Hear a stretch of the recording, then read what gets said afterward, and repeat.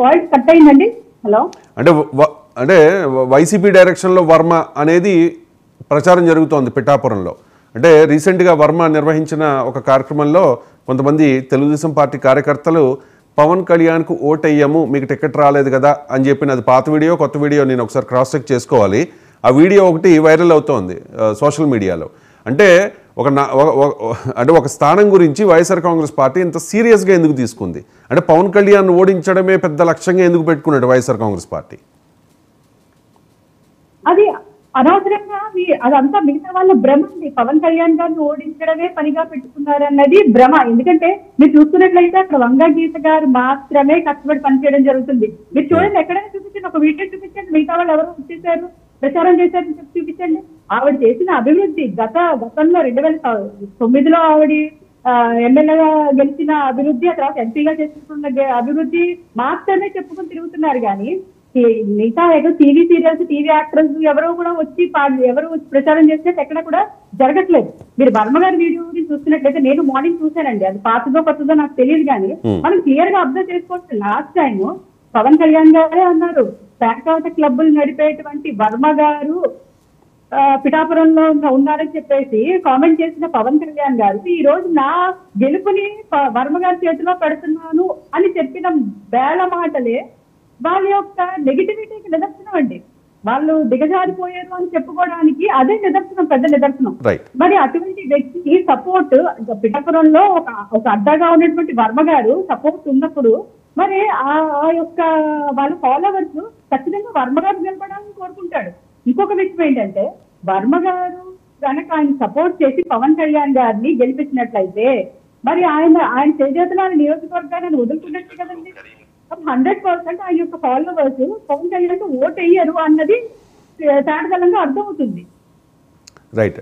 అంటే మీరు ఎలా చెప్తూ ఉన్నారు, కానీ జనసేన క్యాంపెయిన్ మనం చూసినా, అంటే మామూలుగా సినీ యాక్టర్స్కి కానీ జబర్దస్త్ ఆర్టిస్టులకు కానీ క్రౌడ్ పుల్లర్స్ కాబట్టి జనాలు వస్తారు.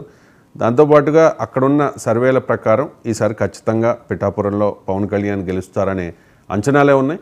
మరి చూద్దాం ఏం జరగబోతోంది అనేది. ఇక ముద్రగడ కూడా చాలా సీరియస్గా తీసుకున్నారు చిన్నినాయుడు గారు. ముద్రగడ పద్మనాభం చాలా సీరియస్గా తీసుకున్నారు. ఆయన జనసేనలోకి వచ్చే ప్రయత్నం చేశారు, అంటే ఆహ్వానించారు ఆయన్ని, ఆ తర్వాత అవమానించారని చెప్పి ఆయన కోపం పెంచుకున్నారు. ఆ తర్వాత వాళ్ళ కూతుర్ని ఇంట్రడ్యూస్ చేసి రచ్చ అంతా చేస్తున్నారని చెప్పి ఆయన భావోద్వేగంతో కాస్త పరిధి దాటి కూడా మాట్లాడారు. పవన్ భార్యల గురించి, మెగా ఫ్యామిలీలో ఉన్న అమ్మాయిల గురించి, వాళ్ళ వ్యక్తిగత వ్యవహారాల గురించి కూడా. సో ఈ ముద్రగడ ఎఫెక్ట్ అంటే మీకు నష్టం కాదా జనసేన పార్టీకి అండ్ ఎస్పెషల్లీ పిఠాపురంలో పవన్ కళ్యాణ్కి నష్టం కాదా అంటే చిన్నినాయుడు గారు? అబ్సల్యూట్లీ నాట్ అండి. సరోజ్ గారు చెప్తున్నారు బేలతనం అని. యాక్చువల్ గా కలుపుకోవడానికి, బేలతనానికి, కొట్లాట పెట్టుకోవడానికి, స్వార్థానికి చాలా తేడా ఉంటుంది. వర్మ గారితో యాక్చువల్ గా ఈ ఎక్స్పెక్టెడ్, ఎవరైనా ఇప్పుడు ఒక నియోజకవర్గంలో వర్క్ చేస్తా అంటే ఆయన ప్లేస్ లో ఉంటే నేను కూడా ఇనీషియల్ గా నాకు రావాల్సింది నేను హోప్స్ పెట్టుకున్నప్పుడు కొంచెం అప్సెట్ అవడం సహజం. అండ్ పవన్ కళ్యాణ్ గారు వర్మ గారిని కలుపుకుంటూ and let me talk first అండి. మీరు మాట్లాడుతున్నంత సేపు నేను ఇప్పుడు మాట్లాడలేదు కదా, సో ప్లీజ్. సో ఇప్పుడు జగన్మోహన్ గారు విషయంలో వాళ్ళ చెల్లెళ్ళు ఇద్దరు చెప్తున్నారు చూడండి ఓటు వేయొద్దు అని. అంబటి రాంబాబు గారు అల్లుడు చెప్తున్నారు చూడండి ఓటు వేయొద్దు అని ఎక్స్ప్లెనేషన్ ఇచ్చుకుంటా. అండ్ మన ముద్రగడ పద్మనాభం గారి డాటర్. దీన్ని బేలతనం అంటారు. అంటే ఇంట్లో నుంచి వాళ్ళకే వ్యతిరేకం రావడాన్ని, కొట్లాడటాన్ని, అది డిఫరెంట్. కలుపుకుని వెళ్ళటం వేరే.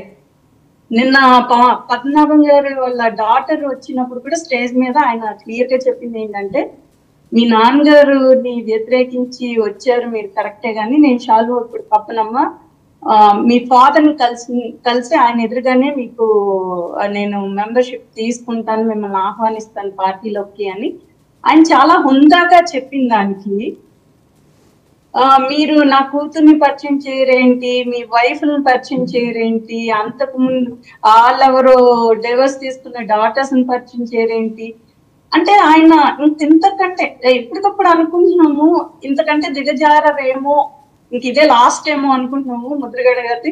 ఇంకా ఇంకా ఇంకా ఇంకా దిగ్గుచేస్తున్నారు. ఎందుకు ఆయన వయసుకి ఆయన అంటే ఆయన రెచ్చగొడితే రెచ్చిపోతూ ఉన్నారు. అదే వాళ్ళ అనుచరులు కూడా, ముద్రగడ అనుచరులు కూడా చెప్పేది, ఆయన కావాలని చెప్పి ఇరిటేట్ చేస్తున్నారు జనసేన నాయకులు అని అనేది internal information for us. Giri garu not happy and also other family members also not happy అనేది ఇంటర్నల్ సోర్సెస్ తో నాకు వచ్చిన ఇన్ఫర్మేషన్ అండి. సో బేసిక్ ఏంటంటే చాలా హుందాగా పవన్ కళ్యాణ్ గారు అంటే ఆవిడ రావడం అనేది ఆవిడ ఓన్ గా వచ్చారు. వచ్చినప్పుడు కూడా ఆయన చాలా హుందాగా మిమ్మల్ని మీ నాన్నగారు ఎదురుగా ఇప్పుడు పార్టీలోకి తీసుకోకపోవడం అనేది ఆ పార్టీ అధినాయకుడు ఎవరైతే నిర్ణయం ఉంటుందో అది కరెక్ట్ ఉంటుంది. సో వాళ్ళ వరకు అది కరెక్టే అనుకుంటారు. అలాగే ముద్రగడ గారిని పార్టీకి ఆహ్వానించడం అంటే ముందు భేటీ అయితే జరిగింది. బొలిశెట్టి శ్రీనివాస్ గారు వెళ్ళి మంత్రాలు జరిపారు. లేదు వైండప్ చేస్తున్నాను. ఇంకా ఫైనల్ క్వశ్చన్ సరోజ గారు, ముద్రగడ గారి సపోర్ట్ పిఠాపురంలో వంగ గీత గారి గెలుపుకు ఎంతవరకు ఉపయోగపడుతుంది? ఆయన సపోర్ట్ వంగ గీత గారికి ప్లస్సా మైనస్సా? ముద్రగడ గారు ఎప్పుడు కూడా చాలా మంచి ఫ్యామిలీ అండి, రెస్పెక్టబుల్ ఫ్యామిలీ. ఇందాక చెప్పినట్టుగా